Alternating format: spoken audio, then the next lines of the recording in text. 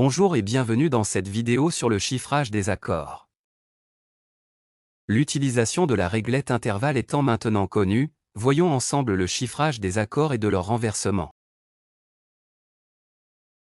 Il existe deux types de chiffrage des accords.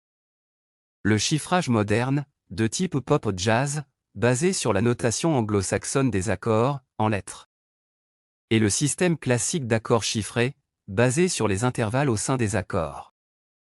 Dans cette partie, nous allons voir la différence entre ces deux procédés au travers de deux exemples, l'accord de Do, à 3 sons, et l'accord de septième, Do majeur 7, à 4 sons. L'accord parfait majeur de Do et ses deux renversements possibles, peuvent s'écrire avec les trois notes sur la portée. En chiffrage classique, ces trois notes peuvent être remplacées par la note de basse dans la portée, avec, en dessous, les chiffres 5, 6 et 4, représentant les intervalles de quinte, de sixte, et de sixte et quarte, toujours considérés par rapport à la basse réelle. Le chiffrage anglo-saxon utilise également la note de basse dans la portée, avec, en dessous, le nom de l'accord et le nom de la basse réelle de l'accord, séparés par une barre oblique. Ces mêmes principes sont utilisés pour tous les accords. Pour le chiffrage classique des accords de septième, Do majeur 7 dans notre exemple, et ses trois renversements possibles, les quatre notes sont remplacées par la note de basse dans la portée, avec en dessous, les chiffres 7, 6 et 5, 4 et 3, et 2, représentant également les intervalles au sein de chaque accord. Rien ne change par contre, dans le système de chiffrage anglo-saxon. Ce chiffrage doit encore être complété selon les quelques règles suivantes. Lorsqu'il y a une altération, on la place devant le chiffre de l'intervalle qu'elle affecte. Par convention, la tierce est sous-entendue et dans ce cas, on omet le chiffre 3. Lorsque l'altération est seule, elle affecte donc toujours la tierce. La note sensible s'indique toujours au moyen du signe, plus, devant le chiffre de l'intervalle qui la désigne. Lorsqu'il n'y a pas de chiffre, c'est toujours la tierce de l'accord. Un intervalle diminué s'indique en barrant obliquement le chiffre de l'intervalle. Enfin, pour chiffrer un accord, il est impératif de savoir dans quelle tonalité on se trouve, et sur quel degré de la gamme, cet accord est formé. Pour clarifier les choses, un chiffre romain indiquant toujours le degré de la basse, est repris en dessous du chiffrage. Comme on peut le constater, seul le chiffrage classique des accords et de leur renversement, nécessite la connaissance des intervalles et de leur qualification. Avec le module à curseur, adapté sur la planchette et la réglette des intervalles, il est très facile de chiffrer les accords et leur renversement, avec indication de la note sensible, et des altérations.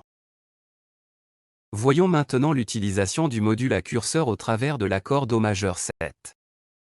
Cet accord, formé avec les notes Do, Mi, Sol, et Si, en position fondamentale comme indiqué sur la portée, est construit sur le degré 1 de la gamme de Do majeur dont la sensible est Si. Étape 1. Placez sur le clavier, le pointeur de la réglette sur Do. Étape 2. Relevez les curseurs du module à moitié de leur course pour faire apparaître l'accord en vert sur celle-ci. La septième étant majeure, relevez son curseur à sa hauteur maximale pour faire apparaître la couleur rouge afin de se rappeler que la septième est sensible. Nous avons donc une septième majeure qui est sensible, d'où le signe plus devant le chiffre 7. Passons maintenant au premier renversement comme indiqué sur la portée. La fondamentale passe à l'octave supérieure, et la tierce devient la basse. Adaptons ce renversement sur le module à curseur, et pointons la nouvelle basse avec la réglette. Nous sommes maintenant en présence d'une tierce, d'une quinte et d'une sixte. Ce nouvel accord nommé, accord de quinte et sixte, sera chiffré 6 et 5. Appliquons la même procédure pour le deuxième renversement. Il se compose d'une tierce, d'une quarte, et d'une sixte. Ce nouvel accord, nommé accord de tierce et quarte, sera chiffré 4 et 3. Enfin, toujours en appliquant la même procédure pour le troisième renversement, nous obtenons une seconde, une quarte et une sixte. Ce dernier accord, nommé accord de seconde, sera chiffré 2. Cette procédure est applicable à n'importe quel accord de septième avec une particularité pour l'accord de septième de première espèce. Le chiffrage des accords à 3, 4 et 5 sons figure dans les coins supérieurs gauche et droit du module à curseur. En reprenant l'exemple des sons harmoniques sur la note de basse, Do, on constate que seul l'accord Do, Mi, Sol et Si bémol nous donne un accord de septième naturel, à savoir un accord parfait majeur, plus une septième mineure, construit sur le degré 5 à la fois en majeur et mineur avec la même tonique. C'est l'accord de septième de première espèce appelé aussi accord de septième de dominante. Il se chiffre 7, plus. Il est important de ne pas barrer le chiffre 7 et il est inutile de mettre une altération quelconque devant les chiffres 7 et 5 car le chiffrage indique toujours la même constitution de l'accord. Ces trois renversements portent un nom et un chiffrage spécifique. Le premier renversement chiffré 5 barré et 6 est appelé accord de quinte diminué et sixte, placé sur la note sensible. Le deuxième renversement chiffré plus 6 est appelé accord de sixte sensible, placé sur le degré 2.